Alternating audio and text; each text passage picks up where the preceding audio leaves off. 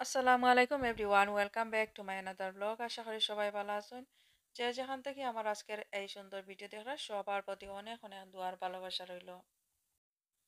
আজকে আমি একটা সুন্দর রেসিপি তৈরি করবো, আর সম্পূর্ণ ভেজিটেরিয়ান রেসিপি। আর এই রেসিপির মাঝে যা যা লাগবে এখন আমি শেয়ার করবো। এখানে মাঝে একটা কাবিজ নিছি, অলরেডি লম্বা লম্বা এরকম করিয়া পাতলা পাতলা করে কাটিয়া। আর এই সাইজের কাবিজ নিছি, এরকম দুইটা নিছি, অলরেডি একটা কাটি লাইছি আর এখন একটা কাটিয়া নিব। এখানে মাঝে হাফ কিলো আছে কারট, গাজর আছে, যতটুকু আমার দরকার লাগে এরকম লম্বা লম্বা করে কাটিয়ে নিমো। আমি গ্রেট করিয়া নিছি এই গ্রেটার দিয়া। তো এগুলা ধুইয়া পরিষ্কার করিয়া নিমো পানি জড়াইয়া। দেখতে পারা কত সুন্দর করিয়া এক সাইজ করিয়া কাটিয়া নিছি। আর এই সাইজটা খুবই ইম্পর্টেন্ট স্প্রিং রোল তৈরি করার লাগে। এইখানে আমি রেড ক্যাপসিকাম নিছি, পাতলা করে স্লাইস করে কাটিয়া নিছি। এই যে ধুইয়া পরিষ্কার করিয়া আমি নিছি পানি জড়াইয়া। অর্ধেক নিছি, একটা ক্যাপসিকামের অর্ধেক নিয়ে নিছি। ক্যাপসিকাম হইল অপশনাল, দিতে চাইলে দিতে পারবা। আমার কাছে রেড ক্যাপসিকাম আছে, এগুলা দিয়া দিছি। চাইলে হলুদ অথবা গ্রিন যে কোনো কালার দিতে পারবা, আর না থাকলেও কোনো অসুবিধা নাই, এমনিতেই কাবিজ আর কারট দিয়ে করা যায়। তো স্প্রিং রোলের ফিলিংস তৈরি করার লাগি আমি একটা হাঁড়ি গরম করিয়া নিছি। এখন আমি কুকিং অয়েল দিয়ার 3 টেবিল স্পুন আমি দিয়া দিব। 3 টেবিল স্পুন আমি কুকিং অয়েল দিয়া দিছি। আমি সানফ্লাওয়ার অয়েল দিয়া দিছি 3 টেবিল স্পুন। এখন আমি দিয়া দিমু 1 টিস্পুন জিঞ্জার, আমি ছোটো করে কাটিয়ে নিছি। এই যে ছোটো ছোটো করে কাটিয়ে নিছি, 1 টিস্পুন দিয়া। আর এখানের মাঝে আছে 1.5 টেবিল স্পুন গার্লিক। একটা রসুন আমি ছোটো করে এইভাবে কাটিয়ে নিছি। এখন দিয়া গার্লিক।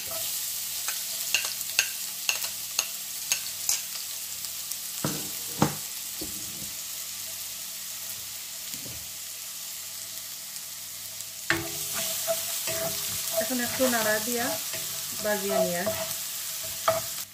আমি চিলি ফ্লেক দিয়ার অল্প পরিমাণ, হাফ টিস্পুন থেকে আরও কম দিয়ার। আমি চাই না জাল জাল করতাম, জাস্ট একটু ফ্লেভার আওয়ার লাগে আমি দিয়া দিছি অল্প পরিমাণে।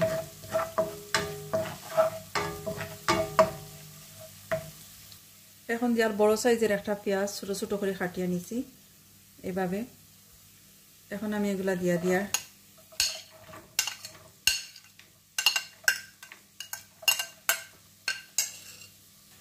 ভালো করে মিক্স করে নিয়ার আমি জাস্ট একটু কালার চেঞ্জ হইতো, আমি চাই না বেশি সফট হইতো। পেঁয়াজের একটু কালার চেঞ্জ হওয়ার লাগে অপেক্ষা করি। আর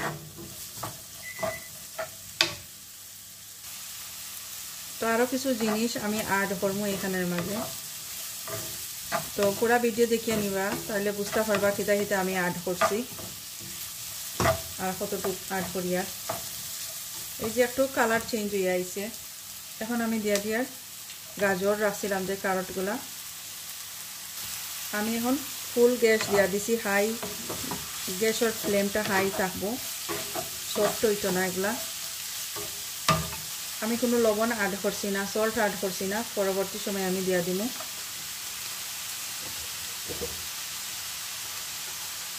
এখন আমি কাবিজগুলা দিয়ার অল্প অল্প করে দিয়া দিব। দিয়া ভালো করে মিক্স করে নিয়ে আমি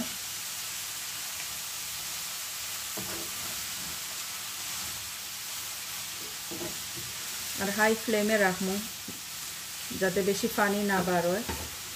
পানি বার হইলে বেশি নরম হয়ে যাব, আর নরম হইলে স্প্রিং রোল করতে ভালো হয় না, ভিজা ভিজা হয়ে থাকে।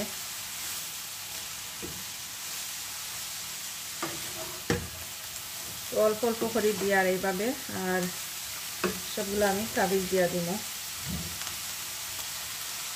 এখন দিয়ার এই যে ক্যাপসিকাম রাখছি,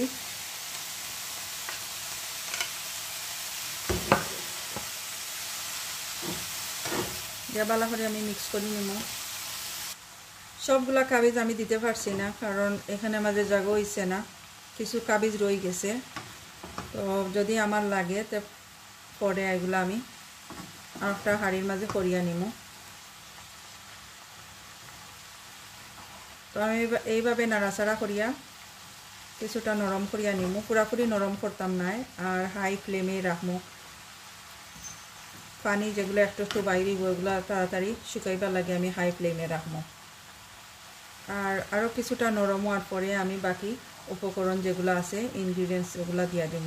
আর এইভাবে নাড়াচাড়া করবো, আর খাবার করিয়া দিতাম না, এইভাবে নাড়াচাড়া করি কিছুটা সফট করিয়া নিব। এই যে আগের চেয়ে অনেকটা সফট হয়েছে। তো এই পর্যায়ে আমি কিছু সল্ট অ্যাড করবো, লবণ দিয়া দিব। আমি টেস্ট অনুযায়ী লবণ দিয়ার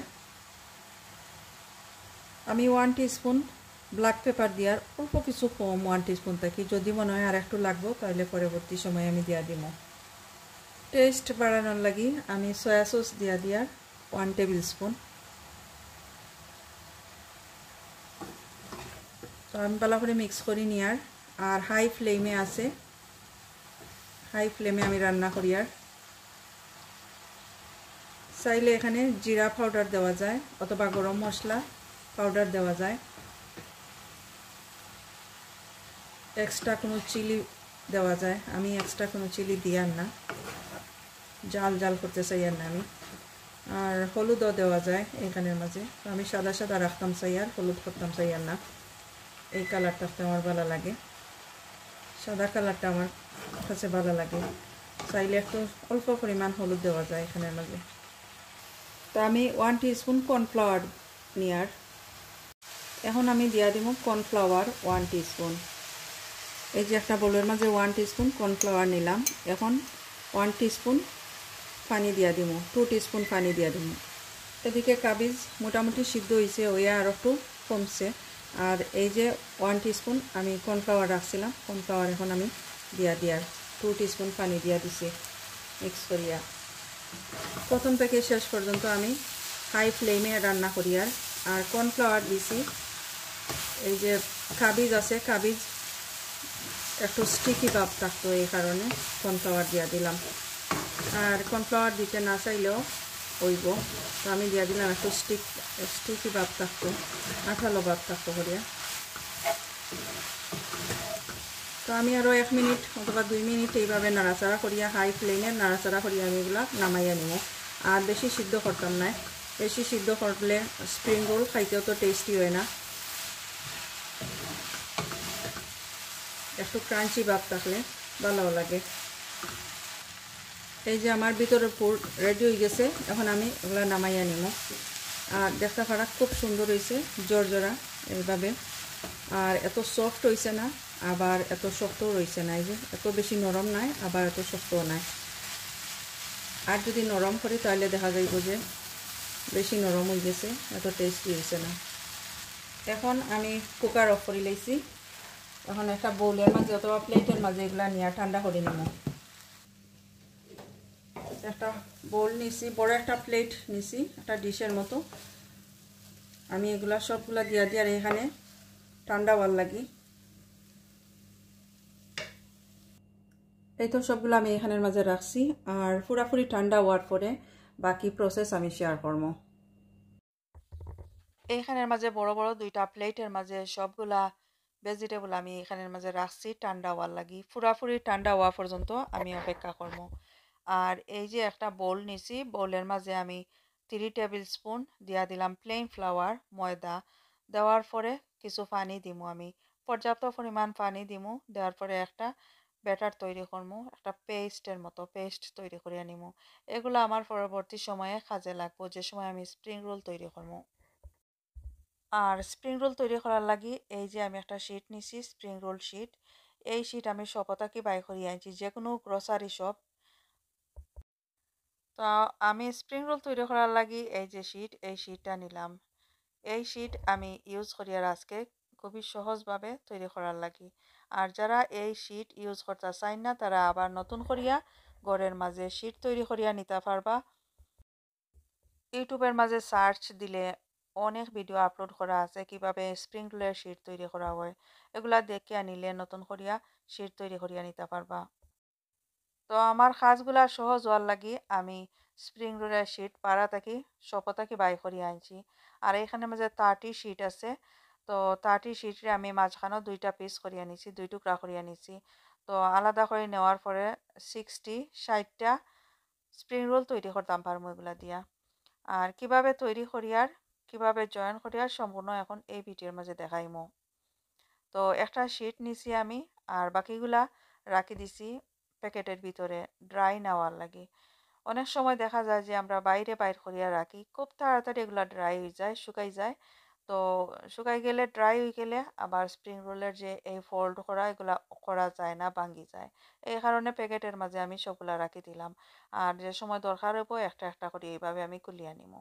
আর এই যে দেখতে পারলা আমি কিভাবে দিয়া দিলাম ভেজিটেবলগুলা দেওয়ার পরে এখন চারিদিকে আমি এই পেস্ট তৈরি করিয়া রাখছিলাম যেগুলা, এগুলা এভাবে লাগাইয়া দিয়ার, একটা সিল করার মতো করিয়া দিয়ার। এগুলা না দিলে দেখা যাইব যে আমরা যে সময় ফ্রাই করি অয়েলের মাঝে দেই তখন দেখা যাইব যে চারিদিকে খুলিয়া খুলিয়া যায় আর কি। আর খুলিয়া গেলে পারফেক্টলি এগুলা বাজা যায় না, এই কারণে আমি সিল করিয়া দিলাম। আর কিভাবে ফোল্ড করিয়ার খুব সুন্দর করে আমি দেখাইয়া দিলাম। আর এই করার পরে এইভাবে করলে স্প্রিং রোলের ভিতরে যে ভেজিটেবল দেওয়া আছে সবগুলা সমানভাবে ইয়ে থাকে। তো আরও একটা আমি দেখাইয়া দিয়ার কিভাবে আমি এই যে পেস্ট লাগাইয়ার চারিদিকে, আর কিভাবে ফোল্ড করিয়ার এগুলা করিয়া দিয়ার। তো কতটুক দূরত্বের মাঝে এই ভেজিটেবলগুলো আমি রাখলাম এগুলাও দেখাইয়া দিলাম। আর কিভাবে আমি পেস্ট লাগাইয়ার প্রতিটা বাজে বাজে কিভাবে পেস্ট লাগাইয়ার যাতে সিল বালা করি হয়, আবার তেলে দেওয়ার সময় এগুলা তেলের মাঝে বাইরিয়া না যায়। এই কারণে আমি আবারও দেখাইয়া দিই। আর খুব সুন্দর করিয়া এগুলা আর বালা করে টাইট করা লাগে, প্রথমে টাইট না হলে দেখা যায় যে শেষের দিকে এগুলা কুলিয়া যায় গিয়া যে সময় আমরা ফ্রাই করি। তো প্রতিটা স্প্রিং রোল আমি তৈরি করিয়া নিমু ঠিক এইভাবে। এই যে আমি করিয়া নিলাম বেশ কিছু স্প্রিং রোল এখানের মাঝে আমি করিয়া নিলাম। আর একটা ট্রের মাঝে রাখছি আমি এগুলা পাসপেন্ট পেপার দিয়া নিচে এগুলা যাতে জোড়া না লাগে এই কারণে পাসপেন্ট পেপার দিয়ে রাখছি। তারপরে আমি ডিপ ফ্রিজে এই ট্রে দইটা আমি নিয়ে রাখি দিছিলাম ফ্রোজেন হওয়ার লাগে। এই যে এখন আমি ফ্রোজেন হয়ে গেছে, এখন জিপ লক ব্যাগের মাঝে আমি এইভাবে রাখি।